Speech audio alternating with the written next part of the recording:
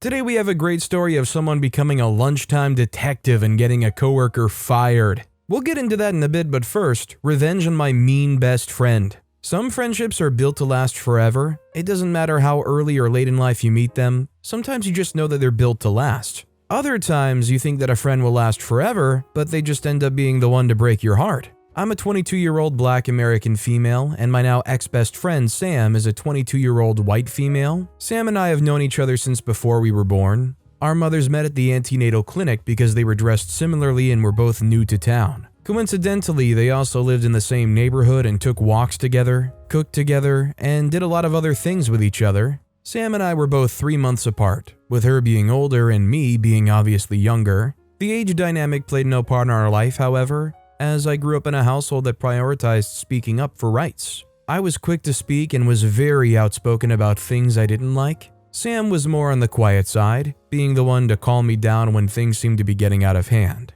Even as a young preschooler, I understood injustice pretty well enough to speak up on it. I was scrawny, but I didn't let the bigger kids push me or any of my friends around. As I grew, I began to recognize passive-aggressive, racially charged situations. While I was one to call people out on it, Sam chose to stay out of it because she didn't know much on the subject and liked to stay out of things that wasn't any of her business. Now that I think about it, that was a very weird response, seeing as she was best friends with a black person. Still, I wasn't one to need anyone to fight my battles, as I fought them and other people's own pretty well. Sam's parents were my second parents. They were there for me when my father battled cancer and my mother stayed with him in the hospital. They were there physically and emotionally when I started failing classes due to undiagnosed dyslexia, and they even took me to get it checked out for a proper diagnosis. Where my parents were a little more strong-handed with raising me, and I don't blame them because they were black parents with a black child, living in a predominantly white area, Sam's parents were a little kinder. I saw Sam as an extension of her parents. So even while she was out with her other friends and had zero idea of the things I went through, her parents were kind to me, and so she was kind to me as well. The summer before our freshman year of high school, my mother switched from her office job to become a hairdresser, opening up her town place barely a block away from where we lived. The main reason was so that she could keep an eye on my recovering father and me. She also loved hairdressing, so it was no big deal for her. Almost automatically, she became mine and Sam's permanent hairdresser, making us promise to let her try new styles out with our hair. Now, I've got good hair, a full head of coily 4C hair that's as long as the middle of my back when stretched out. Sam had long, dirty blonde hair that was almost always in a ponytail, but still it was healthy hair. Whenever I didn't have my hair stretched or braided to school and took my afro instead, I would get stares. After a while, I started to notice that my classmates would scoot away from me, giggle and laugh when I passed by. It went on for a few weeks until the school nurse called me in to check for lice, because apparently there was a rumor that I had lice. Let me clarify again that I was the only completely black student at school. The only other person was a mixed-race Japanese girl. I had no idea she was mixed race until her father came to pick her up one time in elementary school. As someone who never let things go, I investigated the case to find out who had been spreading those rumors about me. It turned out to be my best friend, Sam. When I confronted her, she swore that it was just a joke that had been taken out of context. I obviously believed her because she was my best friend. We started to really drift apart in sophomore year when I joined the journalism club. I became friends with a different group of kids and we got along really well together. I even got closer to the club's head, who was a class above me and also played basketball. We went on a few dates together before becoming official. I told Sam during a sleepover, but begged her not to tell anyone as it was still under wraps. By the end of the week, the entire school knew my little secret. My new boyfriend was fine with it, but it made me incredibly uncomfortable that my own best friend wouldn't know how to keep a secret from me. Again, I confronted Sam and she brushed it off, saying everyone already knew anyway and it wasn't much of a secret as I thought it was. At that moment, I knew that I either had to stop telling Sam really important things or find a way to change her. Stupidly, I decided that the latter would be easier because not only was she my childhood friend, she was my best friend for Pete's sake. There had to be a way.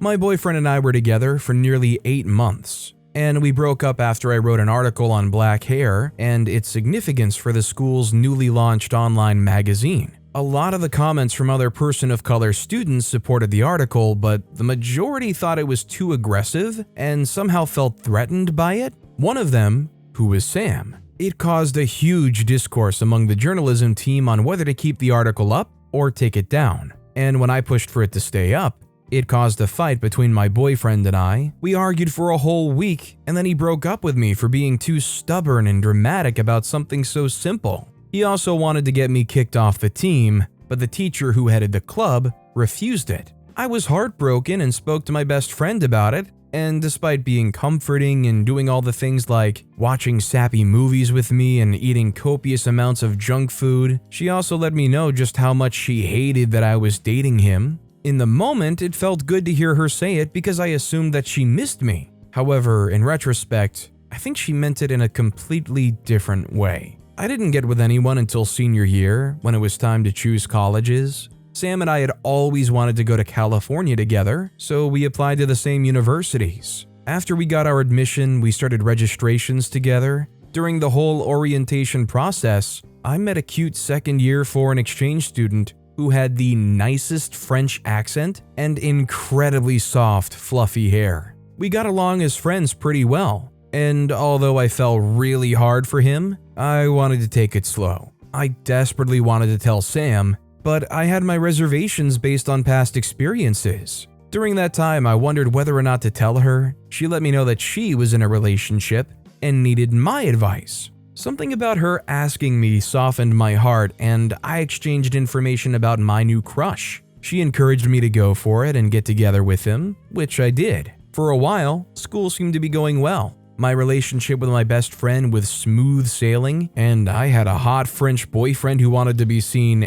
everywhere with me. We were together for about 7 months before my 20th birthday rolled around. My boyfriend intended to surprise me with a trip to France, but being the person I was, it was very hard to let anything get past my nose. He decided to tell Sam instead. After all, she was my best friend. From his side of the story, Sam was against taking me to Paris, saying something about not being sure if I would fit in. He also mentioned that most of the things she said them suggestively, as if trying to make it seem like he was the one thinking or saying it. I was, of course, pleasantly oblivious while all of this was happening, simply satisfied that my best friends and my boyfriend were getting along. They even had an inside joke between themselves, and that just gladdened me even more. I don't know why, but I didn't think that Sam would ever do anything to sabotage my relationship.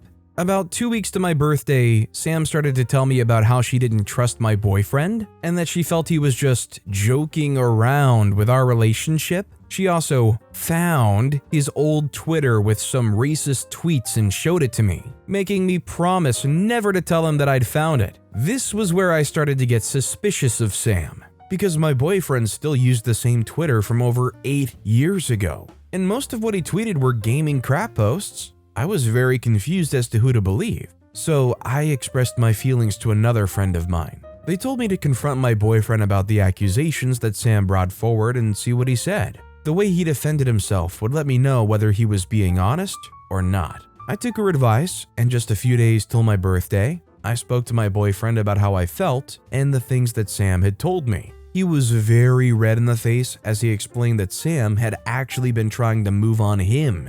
This was where he spilled the surprise that he had for my birthday and how Sam had discouraged him against it, saying that I didn't know how to act in public settings and that I was too loud. What broke my heart was knowing that these were things that Sam could actually do. I had deliberately blinded myself all these years because I believed that she would change. But hearing my boyfriend talk, I realized that I'd been fooling myself. Still, I wanted to hear from the horse's mouth and set up a meeting with them both, asking them to be honest or I would never speak to them again. That was when Sam went on a long rant about how you didn't deserve someone like him because girls like me ended up pregnant at 15 and girls like her were the ones who got with boys like him. She said many other things that I would like to not recall, but they were mostly racially charged, and it was so sad seeing all the hatred on her face. Sadness turned to anger when she started admitting to some really crappy things that she had done without my knowledge, and I made it a point to get back at her. After the huge confrontation, it was like a film had been removed from my eyes. I began to see that Sam really wasn't a good person. She did drugs recreationally, skipped classes, and messed around with professors. She also had a few cases of assault and drunk driving to her name, but because she had money, she was able to silence the people she had hurt. I spent an entire weekend compiling evidence on all the BS that she had been involved in, which was well over a year's worth, and I sent them to the school and her parents. Anonymously, of course. She was kicked out of the school and taken to a smaller, more compact rehabilitation center in a desert in Utah, where she was diagnosed with nymphomania, alcohol and drug abuse, as well as some other behavioral issues, and would be watched all the time. Did I feel bad after? Yes, I felt absolutely horrible that I did something so life-changing to get back at the girl who was supposed to be my best friend for being racist to me and attempting to steal my boyfriend. But in order to justify my actions, I always tell myself that if I didn't do it, maybe she would have gone too far. I'm 22 now and just graduated from college. My boyfriend and I are still together, and we're taking a year to travel around Europe. Sam got out of the rehab center about a year ago and started attending community college close to home. Honestly, maybe this is for the best, she got kicked out and she was able to go to a rehabilitation center. Hopefully they were able to get some help for all of these behavioral issues that really kind of culminated in this happening to them. That said, our next story is the story of how I became the lunchtime detective and got my coworker fired. To be fair, the betrayal was the catalyst of this story. Well, maybe it was her taking me to be a fool in my kindness. Of course, I might not belong to the streets in this treacherous journey we call life, but one thing I agree with from their perspective is that there is no sane justification as to how those who play with fire do not deserve to get burned. I made sure revenge was the consequence of her actions. My coworker got a little too close to the fire and she lost her job in the process. And honestly, while there are days that I feel a little bit bad for how the whole scenario ended up playing out, at this moment, I don't feel a shred of distress. Not one. Now, before you gang up on questioning my moral standards, I would like you to know that she drew the first sword and caused the first blood to spill. What do I mean?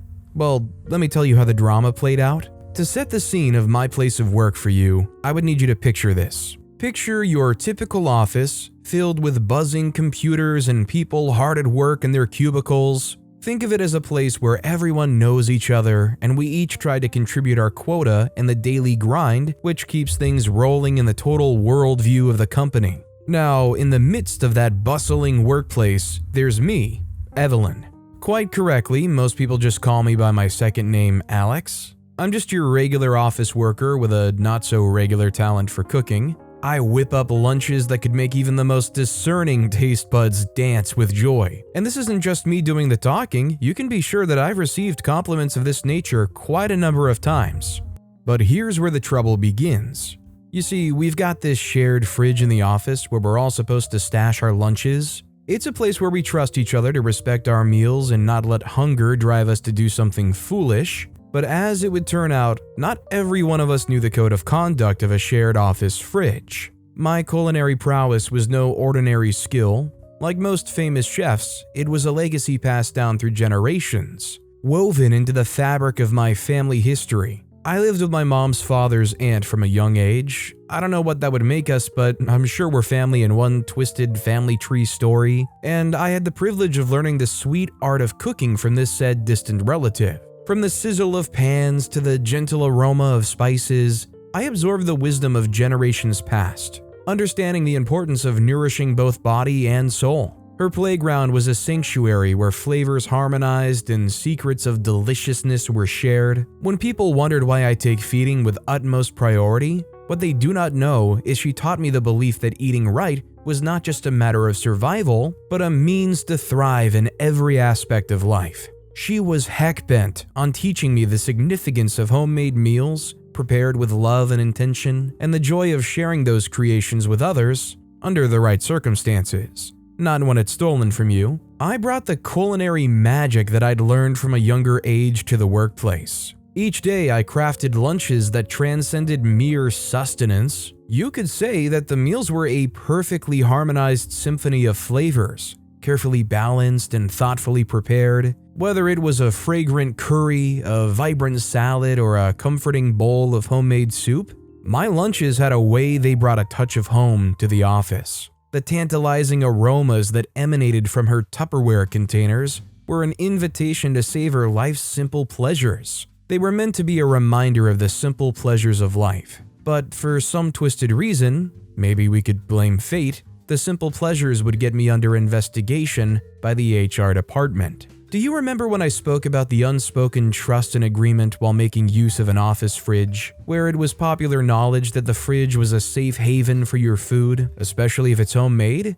Well, that trust was shattered like a fragile plate slipping through my fingers. My lunches, the ones I painstakingly prepare every day, started vanishing. Can you imagine the frustration? Opening that fridge with eager anticipation, I only find my carefully packed Tupperware containers empty like a desert devoid of flavor, with nothing but scraps of my beautifully packaged food. At first, I thought it was a silly, simple mix-up. Maybe someone mistook my culinary delights for their own. But as the days went by, the disappearances became more frequent, leaving me hungry and a tad bit pissed. I just found it hard to wrap my head around why or how my lunches were missing. As I grumbled and grumbled to my coworkers about the food thief among us, one name kept popping up: Lisa. Now, Lisa had this mischievous smile and a way of eyeing my lunches that raised suspicion in my mind. Could she be the one responsible for this outrageous lunchtime crime?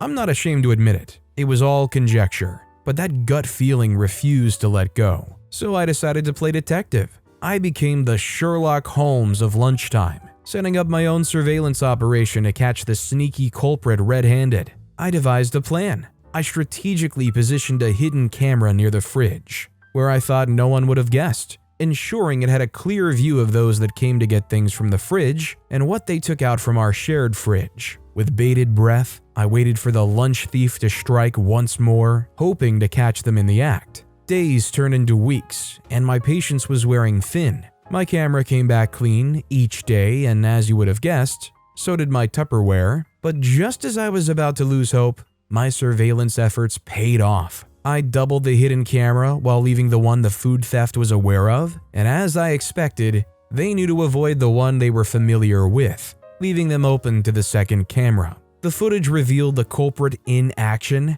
It was Elisa, the very person I suspected all along. At that moment when I watched the tape, my emotions were a mix of disappointment and vindication. There she was, a mischievous glint in her eyes, carefully removing my lunch from its hiding place and devouring it as if it were her own. The betrayal stung, but at the same time, I felt a surge of determination to bring justice to this lunchtime thief. I knew who I had to meet up with to restore sanity during lunch hours. With the evidence in my hand, I decided to confront Lisa privately. I caught up with her in the break room during a quiet moment and calmly laid out the incriminating footage before her. At first, she denied any involvement, her eyes darting nervously, but she finally admitted the crimes that she had committed. I asked her why she chose me as a target for theft, because I knew we didn't have a history of offense between us. I really was just curious at that point. She hesitated for a moment and then muttered something about being too busy to prepare her own meals and succumbing to temptation. It was a weak excuse,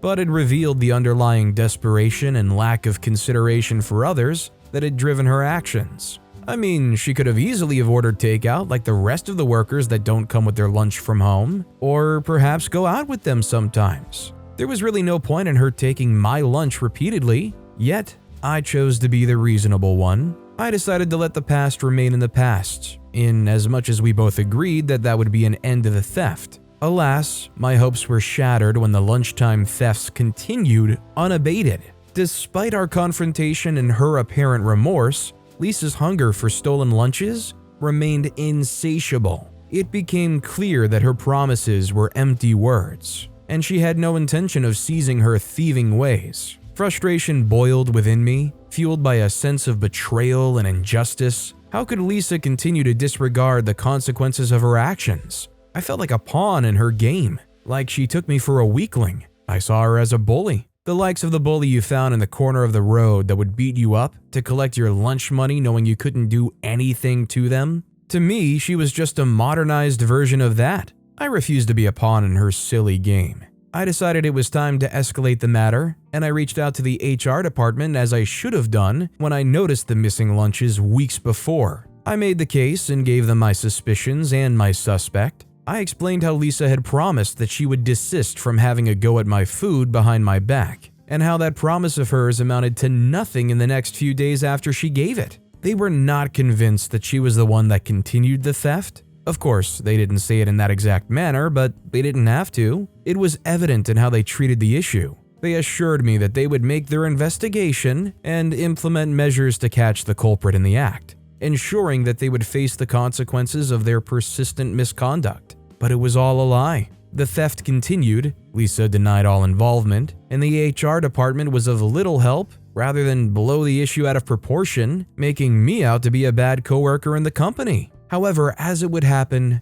fate was on my side. One fateful day amidst the ongoing lunchtime saga, I decided to prepare a special meal for myself, and inadvertently stumbled upon a twist of fate. Little did I know that the innocent act of using my spoiled sausages would lead to an unexpected turn of events for Lisa. I'd begun packing 2 times my normal portion of food, just to ensure that while my insistent lunch thief took her share, there would be some left for me. That was the rhythm we fell into all through that week. Unaware of their expiration date, I happily assembled my lunch, completely oblivious to the lurking danger. The sausages, hiding the fact that they were spoilt, seemed harmless to me as I carefully added them to my meal. As the office lunch hour arrived, Lisa, driven by her perpetual hunger and disregard for the sanctity of others' meals, targeted my lunch once again. It was a routine she had mastered, seizing opportunities to satisfy her insatiable appetite. However, in her scheming attitude, she was oblivious to the fact that something was off with the food. She took large chunks of my meal containing the spoiled sausages, innocently assuming they were a delectable part of my culinary creation. Within minutes, discomfort took hold of Lisa. The spoiled sausages wreaked havoc on her digestive system, leaving her running in and out of the restroom, desperately seeking relief. Little did she realize that the very meal she stole would become her torment. As fate would have it, it was unfortunately not any ordinary day for Lisa. She had an important meeting scheduled, a crucial pitch to secure a major client, but the tumult in her stomach was unrelenting, and it would not be silenced for the sake of professional obligations. As the meeting commenced, Lisa's stomach churned and she struggled to maintain her composure. The intensity of the situation magnified her discomfort, and in a moment of distress, she could no longer hold back the consequences of her stolen meal. The meeting room became a stage for unexpected noises and rapid exits as Lisa's urgent bathroom trips disrupted the poise and professionalism that you would expect of such an occasion. While it would have gone with laughter, the client didn't find it funny in the least. In any case, the representatives were baffled and repulsed by the unexpected turn of events. They lost faith in the professionalism of the company and retracted the deal they were to sign with the company in that instant. The higher-ups were intimidated by HR that Lisa had a pending issue with company etiquette and were enraged by the disastrous outcome of the crucial meeting. They demanded an immediate investigation into the events that transpired, seeking to understand why such an embarrassing incident had occurred, probably because she was caught alone in the heat of the crossfire. Lisa, desperate to protect herself from the consequences of her actions, accused me of intentionally poisoning her lunch. The accusations sent shockwaves through the office, casting doubts and suspicion upon me. In response to the allegations, the HR team launched an investigation into the matter, determined to uncover the truth. Both Lisa's claims and my side of the story were carefully examined, requiring testimonies and evidence to shed light on the sequence of events. As the investigation unfolded, the truth about Lisa's lunchtime thefts began to surface. Numerous witnesses came forward, sharing their own experiences of stolen lunches and corroborating my claims against Lisa's persistent misconduct. Sometimes it was little snacks from the pantry that didn't belong to her. Other times it was missing drinks. It became clear that Lisa's actions were driven by a pattern of disregard for others' belongings. With the mounting evidence and testimonies, the HR team reached a decisive conclusion. Lisa's termination was not only justified by the recent incident, but also supported by a history of workplace policy violations. Her employment was terminated, bringing an end to her disruptive presence in the office. As for me, I emerged from the investigation with my reputation intact, vindicated by the evidence against Lisa. Of course, there are people that still think I had made the lunch that day,